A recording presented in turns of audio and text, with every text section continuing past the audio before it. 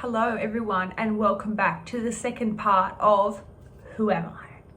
So the answer to the first one last week, you were all correct. I was talking about Max Weber. I think maybe the kind of clue about how their father was also called the same thing may have been the giveaway, but I tried to be really obscure with in terms of who they were. Okay, so now we're on episode 2 or part 2. See, I can't get past this YouTube thing. I think I have a YouTube channel, but they're teaching videos. Okay, so our next character. So I was also a French sociologist, and I rose to prominence in the late 19th and early 20th century, kind of like Weber as well. I would probably call Karl Marx and Max Weber as well contemporaries. They came a bit before and kind of at the same time, but they're very much we're a trio. We're the principal founders of sociology.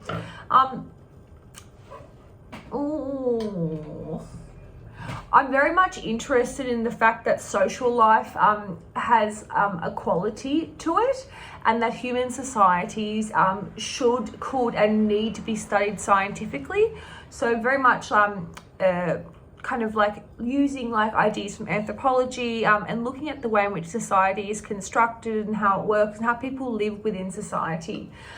So I actually created a new methodology to do this, which is quite novel, which calls social facts or elements of collective life that exist independently of and are able to exert an influence on the individual. So very much the socialization process or things that impact individuals.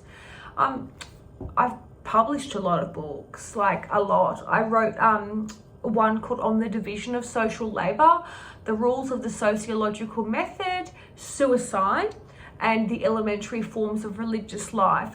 So they were all quite novel takes on things at a time in the early 20th century and late 19th century. So it was quite novel and quite fresh. It was quite avant-garde.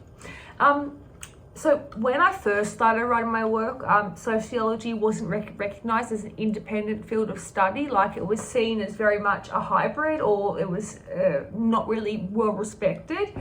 So as part of my overall goal for my academic career and professional career, I went to great lengths to make sure that sociology was separate from other disciplines, especially philosophy.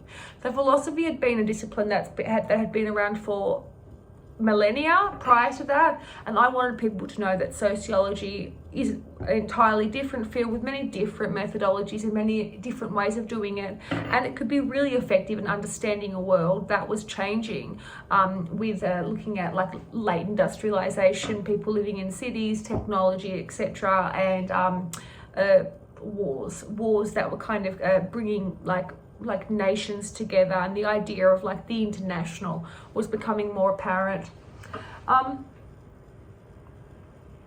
had my influence on social science is extensive. My work's used today. My relationship with philosophy still remains ambiguous. Please never call me a philosopher. However, I do maintain that sociology and philosophy are in many ways complementary and can be used together. I've also said before as well that sociology has an advantage over philosophy, since my sociological method provides the means to study philosophical questions in an empirical way rather than in the metaphysical way or theoretically. So I'm not really big on the whole idea of the armchair academic or the armchair philosopher. I'm a bit more of a get my hands dirty and actually see what society's in action. Okay, who am I?